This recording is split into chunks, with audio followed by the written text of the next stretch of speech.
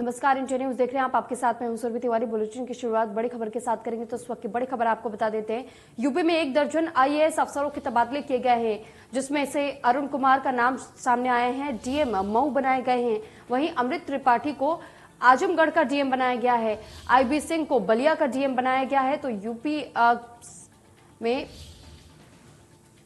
शाहजहांपुर के डीएम बनाए गए हैं और राकेश मिश्रा अमेठी के डीएम बनाए गए हैं। और वहीं नवदीप रिंवा मंडलायुक्त अयोध्या से बनाए गए हैं। एमपी अग्रवाल मंडलायुक्त देवी पाटन से बने हैं। तो यूपी में 1 दर्जन से अधिक आईएएस अफसरों के तबादले हो चुके हैं और नई जिम्मेदारियां मिली हैं। अरुण कुमार डीएम मऊ के बनाए गए हैं, तो वहीं अमृत त्रिपाठी आजमगढ़ के डीएम बने हैं और आईबी सिंह को बलिया का डीएम बनाया गया है। तो ये वो नाम हैं जिनके तबादले हुए हैं। यूपी सिंह को डीएम शाहजहांपुर का बनाया गया।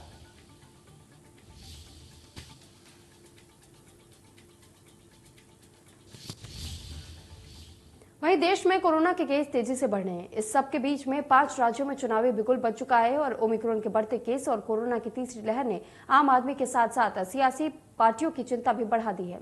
कई पार्टियों ने यूपी में होने वाली अपनी रैलियों को स्थगित कर दिया है। वहीं आज चुनाव आयोग और स्वास्थ्य मंत्रालय की अहम बैठक होने जा रही है, जिसमें कि ये तय होगा कि 5 राज्यों में चुनाव कैसे हो। बढ़ते कोरोना मरीजों के संख्या के बीच 5 राज्यों में चुनाव होने वाले हैं, जिसमें उत्तर प्रदेश भी है। उत्तर प्रदेश में सारे सियासी दलों ने अपनी अपनी जो रैलियां होनी थी उसको स्थगित कर दिए है। चाहे हम भारतीय जनता पार्टी की बात करें, समाजवादी पार्टी की बात करें या कांग्रेस की बात करें। देखने वाली बात है, आज चूंकि स्वास्थ्य मंत्रालय और चुनाव आयोग के बीच बैठक होने वाली है, उसी बैठक में तय होगा कि कैसे कब चुनाव कराना है। लेकिन उत्तर प्रदेश में जो लोगों के मन में एक संशय बना हुआ है, डर बना हुआ है कोरोना को लेके, उनका डर वाजिब है। जिस तरीके से लगातार और कोरोना के मरीजों की संख्या बढ़ रही है, चाहे डेल्टा वेरिएंट की बात करें या ओमिक्रॉन की बात करें, कहीं ना कहीं उत्तर प्रदेश के लिए ये चिंता की बात है। सहयोगी अमीश के साथ रजनीश पांडे, इंडिया न्यूज, लखनऊ। तो वहीं यूपी में 15 से 18 साल तक के बच्चों को वैक्सीन लगाने का काम तेजी से जारी है और राजधानी लखनऊ के स्कूल में सुबह से लेकर के शाम तक बच्चों को वैक्सीन लगाई जा रही है। वहीं बच्चों में भी वैक्सीन को लेकर के खासा उत्साह दिख रहा है। इंडिया न्यूज संवाददाता जय शुक्ला ने एक वैक्सीनेशन सेंटर का जायजा लिया। जिस तरह से देखा गया, एक बार फिर से देश में कोरोना के मामले बढ़ रहे हैं। ऐसे में सरकार ने भी अब 15 से 18 वर्ष के बच्चों की वैक्सीनेशन शुरू कर दी है। हालांकि आपको बता दें, अब ये वैक्सीनेशन स्कूलों तक पहुंच गया है। हर स्कूल में कैंप लगा करके वहां पर वैक्सीनेशन किया जा रहा है। इस वक्त देख सकते हैं, यहाँ की तस्वीरें दिखाना चाहेंगे। ये राजधानी लखनऊ का सेंट फ्रांसिस स्कूल है, जो कि निगोहा में है और यहाँ भी तमाम वो बच्चे हैं जो अपना वैक्सीनेशन कराने के लिए आज आए हैं। हालांकि आज मौसम भी थोड़ा सा खराब है, बावजूद इसके भारी संख्या में यहाँ पर बच्चे यहाँ पर देख रहे हैं पहुंचे हुए हैं। हम बात करते हैं। बेटा, क्या नाम है आपका? आयुषी शुक्ला। आयुषी, आप यहाँ पर वैक्सीनेशन कराने के लिए आए हो, तो कैसा लग रहा है आपको? बहुत अच्छा। डर तो नहीं लग रहा मन में? क्या लग रहा सरकार ने जो किया बच्चों के लिए, कितना ज्यादा प्रोटेक्टेड होंगे बच्चे? बहुत ज्यादा प्रोटेक्टेड होगा कोरोना से हम लोगों के लिए। बिल्कुल। यहाँ देख रहे हैं तमाम वो जो स्वास्थ्य विभाग का जो स्टाफ है वो यहाँ लगातार रजिस्ट्रेशन कर रहा है और आगे आपको हम वैक्सीनेशन कक्ष तक भी ले चलेंगे, जहां पर वैक्सीनेशन किया जा रहा है। तमाम बच्चे यहाँ पर आपको दिख जाएंगे जो सुबह से ही यहाँ पर पहुंचे हुए हैं वैक्सीनेशन कराने के लिए। और आप देख रहे हैं कि आगे जो वैक्सीनेशन कक्ष बनाया गया है, सरकार भी चाहती है कि जिस तरह से अब तीसरी लहर को देखते हुए जो बच्चे हैं, खासतौर से अगर हम 15 से 18 वर्ष के बच्चों की बात करें, तो उनको भी वैक्सीनेशन दिया जा रहा है। यहाँ देख रहे हैं वो तमाम बच्चे अपनी बारी का इंतजार कर रहे हैं। हालांकि इस बार कोवैक्सीन का टीका दिया जा रहा है, जिसकी सेकेंड डोज 28 दिन बाद दी जाती है। पीछे ये वैक्सीनेशन कक्ष है, यहाँ पर देख रहे हैं बच्चों का वैक्सीनेशन किया जा रहा है, जो बच्चे सुबह से ही आए हुए हैं। और पीछे हम आपको दिखाना चाहेंगे, यहाँ पर बेड्स का भी इंतजाम किया गया है। पीछे ऑब्जर्वेशन की रूम की तरह से तैयार किया गया। यहाँ देख रहे हैं, ये आप देख रहे हैं किस तरह से जो मेडिकल स्टाफ है वो बच्ची को वैक्सीनेशन किया जा रहा है, उसमें देख रहे हैं। लगातार बात करते हैं। बच्चे, आपको कितना एक्साइटमेंट है वैक्सीनेशन को लेकर के? फर्स्ट टाइम है, इसलिए तो ज्यादा एक्साइटेड हो रही हूँ कि कैसे लगेगा, दर्द होगा, पेन होगा कि नहीं होगा, बाद में क्या दिक्कतें आएंगी। ये तो हाँ, यही मतलब सोचती हूँ कि क्या होगा बाद में। और ये इसकी खुशी होगी कि अब हम कोरोना से प्रोटेक्टेड होंगे। हाँ, सही बात है। मतलब एक तरफ से अपने जो छोटे हैं उनके बारे में भी सोचना पड़ता है कि हम लोगों से भी उन लोगों को खतरा हो सकता है, कि एक तरफ से मतलब खुशी होती है इस चीज की। खुशी है, ठीक है। आपने बेटा वैक्सीनेशन करा लिया अपना? जी। कैसा लगा? दर्द तो नहीं हुआ? डर तो नहीं हुआ, हल्का सा हुआ बस। मन में ये विश्वास जरूर हो गया होगा कि अब हम कोरोना से प्रोटेक्टेड हो गए। जी बिल्कुल। तो देखा आपने, यहाँ तमाम वो बच्चे हैं और यहाँ पे जो स्कूल एडमिनिस्ट्रेशन के जो लोग हैं वो भी मौजूद हैं। सर क्या नाम है आपका? मैं फादर निर्मल। फादर, किस तरह की व्यवस्थाएं की गई आज वैक्सीनेशन को लेकर के? यहाँ पर व्यवस्था तो इसके पहले रजिस्ट्रेशन है, फिर बच्चों को जब पर्चा भरने हैं भरा जा रहा है, पर्चा भरा जा रहा है, उसके बाद उन लोग अलग अलग रूम में उनको दिया गया है, उसके बाद वहाँ से लाके यहाँ पर वैक्सीनेशन। फादर, किस तरह की व्यवस्थाएं की गई आज वैक्सीनेशन को लेकर के? यहाँ पर व्यवस्था तो इसके पहले रजिस्ट्रेशन है, फिर बच्चों को जब पर्चा भरने हैं भरा जा रहा है, पर्चा भरा जा रहा है, उसके बाद उन लोग अलग अलग रूम में उनको दिया गया है, उसके बाद वहाँ से लाके यहाँ पर वैक्सीनेशन दिया जा रहा है। तो हमारे यहाँ पर टोटल बच्चों को 285 बच्चे दिए गए हैं, जो हमारे जैसे रजिस्ट्रेशन हुआ है तो उनको वैक्सीनेशन हो गया। कोई बच्चे लोगों का लग गया है वैक्सीनेशन, दूसरी जगह पर लग गया है। यहाँ पर 15 से 18 तक बच्चों का ही लग रहा है वैक्सीनेशन। बिल्कुल। तो यहाँ देखा आपने कि जो स्कूल एडमिनिस्ट्रेशन उसकी तरफ से भी तमाम तैयारियां की गई हैं। यहाँ पर लगभग 250 बच्चों का वैक्सीनेशन होना है, जिसको लेकर के लगातार सुबह से ही यहाँ पर वैक्सीनेशन जारी है। तो कहीं ना कहीं बच्चों के मन में भी ये खुशी जरूर है कि वो अब जो कोरोना है, कोरोना वायरस से कहीं ना कहीं वैक्सीनेशन के बाद प्रोटेक्टेड जरूर होंगे। लखनऊ से इंडिया न्यूज के लिए जय शुक्ला। जिससे तो वहीं लखनऊ में तेजी से एक बार फिर से कोरोना के मामले बढ़ने लगे हैं और पिछले बीते 24 घंटे में 391 नए केसेस की पुष्टि की गई है। सबसे ज्यादा चिन्हित इलाके में केस सामने आए हैं। तो ये बड़ी खबर इस वक्त आपको लखनऊ से दे रहे हैं, जहां पर पिछले 24 घंटे में 391 केसेस अभी तक कोरोना के सामने आ चुके हैं।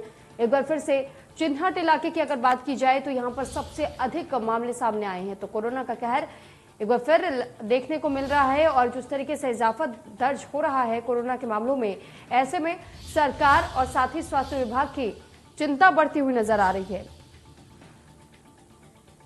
तो ये बड़ी खबर लखनऊ से दे रहे हैं आपको, जहां पर एक बार फिर से तेजी से पैर पसार रहा है कोरोना और पिछले 24 घंटे में 391 नए केसेस अभी तक कुल सामने आ चुके हैं।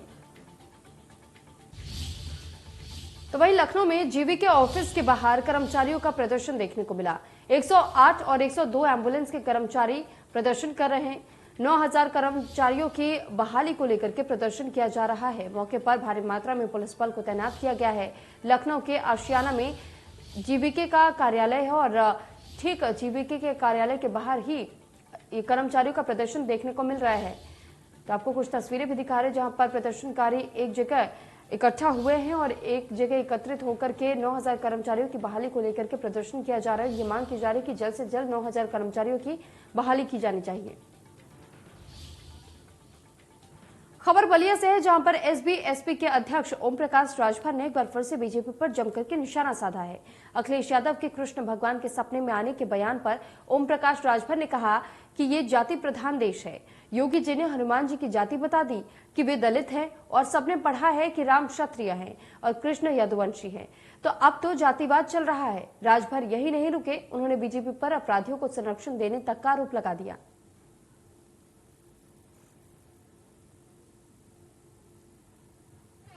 जो दंगाई है वो तो भारतीय जनता पार्टी में शामिल हो जा रहे हैं। बलिया में पाल की हत्या होती है, अपराधी को जीप से उतार दिया जाता है, क्योंकि अपराधी मुख्यमंत्री का बिरादर था, इस नाते उतार दिया गया। अगर वही कहीं भर होता, आहिर होता, चौहान होता, बिंद केवट मुल्ला मुसलमान होता, तब तो जेल चला जाता। तो अपराधियों को संरक्षण जाति चिन्ह की दी जा रही है। और वहीं वाराणसी में इन दिनों कड़ाके की ठंड पड़ रही है। तेज हवाओं के साथ आसमान में कोहरा भी छाया हुआ है, जिससे कि आम जनजीवन पर इसका सीधा असर पड़ रहा है। वाराणसी में अधिकतम तापमान 21 डिग्री सेल्सियस है और न्यूनतम तापमान की अगर बात करें तो 12 डिग्री सेल्सियस है। वाराणसी में मौसम ने करवट ले ली है और कड़ाके की ठंड अब दस्तक देना शुरू कर चुकी है।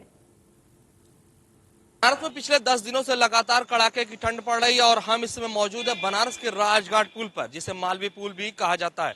तस्वीरों में हम आपको दिखाने की कोशिश करेंगे। ये राजघाट है, उसके बगल में भैंसासुर घाट है, दशाश्वमेध घाट है। इन तमाम घाट जो बनारस के हैं वो यहीं से दिखते हैं, लेकिन कोहरा की वजह से वो सारे घाट ढक चुके हैं।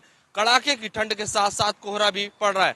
तस्वीरों में आपको दिखाने चाहेंगे कि ये बनारस के ठीक उस पार तराई क्षेत्र है, जहां पर साफ देखने को मिल रहा है कि कोहरा काफी पड़ रहा है, जिससे लोगों की आम जीवन पर भी प्रभाव इसका सीधा असर पड़ रहा है। बगल में एक तस्वीर और आपको दिखाएंगे, बगल में भव्य खिड़किया घाट बन रहा है, वो भी इस कोहरे में पूरे तरीके से ढका हुआ है। सुबह के वक्त है, कोहरा लगातार गिर रहा है। ऐसे में लोगों के आम जीवन पर इसका सीधा असर पड़ रहा है। तो आप समझ सकते हैं कि बनारस में जिस तरीके से ठंडी पड़ रही वो कड़ाके की ठंड है, तेज हवाओं के साथ साथ कोहरा भी पड़ रहा है। ऐसे में तापमान की अगर बात की जाए तो तापमान जो है अधिकतम 21 डिग्री सेल्सियस है और न्यूनतम तापमान जो है वो 12 डिग्री सेल्सियस है। तो बनारस में इन दिनों लगातार कड़ाके की ठंड बहुत तेजी से पड़ रही है और लोगों को इसका सीधा असर झेलना पड़ रहा है। वाराणसी से जमील अहमद, इंडिया न्यूज। तो वहीं कानपुर में मौसम ने एक बार फिर से करवट ले ली है। तेज ठंड हवाओं के साथ हल्की बारिश भी देखने को मिल रही है।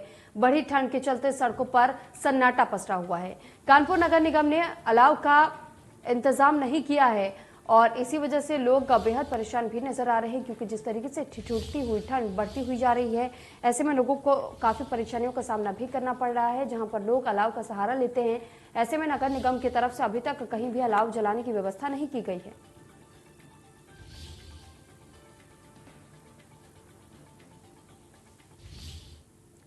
तो दूसरी तरफ वाराणसी में कोहरे और धुंध ने अब लोगों की परेशानियां बढ़ाना शुरू कर दिया है।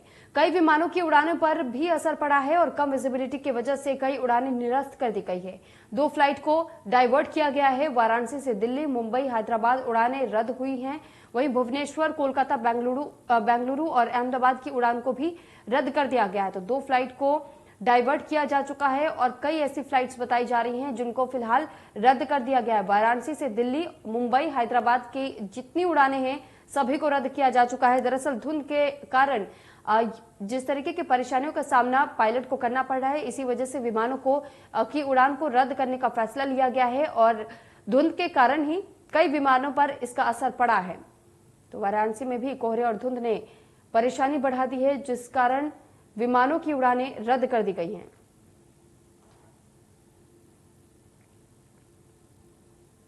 तो वहीं बारिश को लेकर के मौसम विभाग ने अलर्ट जारी कर दिया। यूपी के कई जिलों में बारिश का अलर्ट जारी किया गया है। दिल्ली, पंजाब, हिमाचल के बाद अब यूपी में बारिश हो रही है।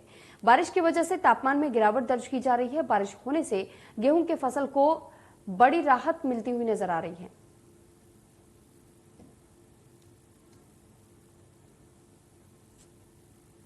दूसरी ओर ग्रेटर नोएडा पुलिस की बड़ी कार्रवाई देखने को मिली। होटल में चल रही मुजरा पार्टी पर छापा पड़ा है। मौके से 5 महिला समेत 36 लोग गिरफ्तार किए गए हैं। एक विदेशी मूल की महिला भी गिरफ्तार हुई है। कई गाड़ियां और अंग्रेजी शराब की बोतलें भी बरामद की गई है। तो मुजरा में उड़ाए गए 1,30,000 रुपए भी बरामद कर लिए गए। सेक्टर सिग्मा 1 के एक होटल में चल रही थी मुजरा पार्टी, जहां से पुलिस का जैसे ही छापा पड़ा, यहां से 36 लोगों को हिरासत में लिया गया और वहीं 3 महिलाओं को भी पकड़ा गया है।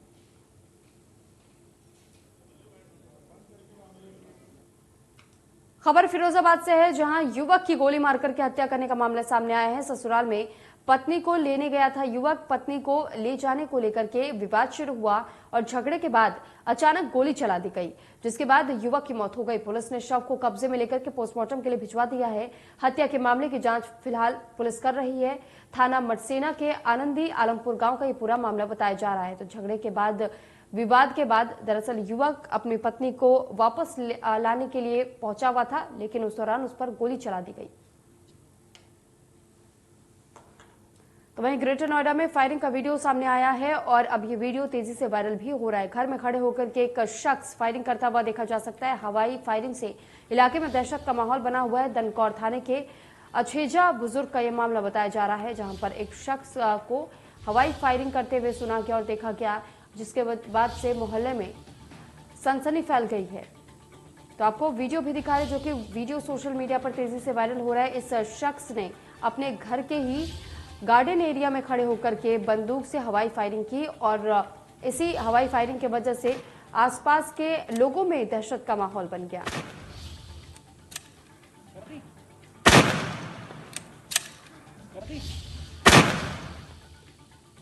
खबर देवरिया से जुड़ी हुई है, जहां पर संदिग्ध हालत में युवक का शव बरामद किया गया। परिजनों ने हत्या की आशंका जताई है। मृतक अहिल्यावार गांव का रहने वाला बताया गया है। कोतवाली थाना के पिपरा चंद्रभान का यह पूरा मामला है।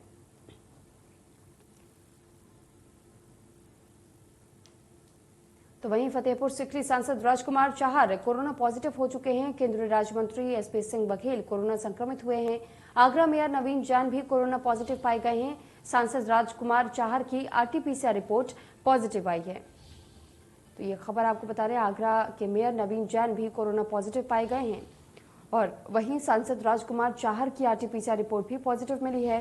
सांसद राजकुमार चाहर ने ट्वीट कर इस बात की जानकारी दी। पिछले दिनों उनसे मिले लोगों को टेस्ट कराने की सलाह भी दी है। तो जितने लोग इनके संपर्क में आए हैं उनसे अपील की गई है कि इन तमाम लोगों का कोरोना जांच जल्द से जल्द करवाया जाए। तो आगरा मेयर नवीन जैन कोरोना पॉजिटिव पाए गए हैं।